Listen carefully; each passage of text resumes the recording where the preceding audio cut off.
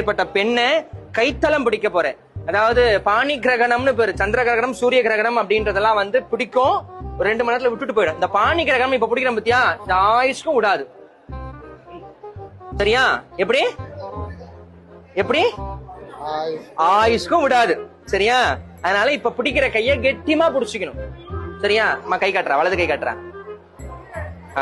நீர், நிலம், நெருப்பு, காற்று, ஆகாயம். சரியா? இந்த பஞ்சபூதமும் பெண்ணுக்குள்ள அடக்கம்.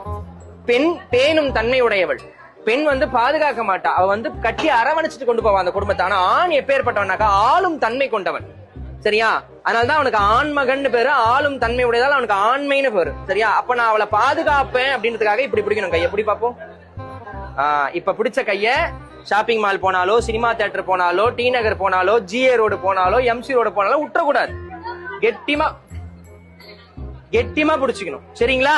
29 வருஷமா ஐயரண்டு திங்களாய் அடிவயிறு நொந்து பெற்று இவ்வளவு பெரிய ஆளா வளர்த்து குட் ஹேபிட்டோட, ஓகேவா? ஆமா தானே? குட் ஹேபிட்டோட கிளீனா ஒரு பையனை யார்கிட்ட ஒப்படைக்கிறோம்? உங்ககிட்ட ஒப்படைக்கிறோம். அதை நீ எப்படி பாத்துக்கணும்?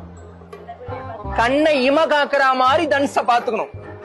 குழந்தைய வெங்காயம் எல்லாம் உரிக்க விடக்கூடாது, கண்ணுல தண்ணி வரக்கூடாது எங்க குழந்தைக்கு. சரியா? ஏதாவது வேணும்னாக்கா நீ ஆர்டர் பண்ணி சாப்பிடு, குழந்தைய சமைக்க சொல்லாத.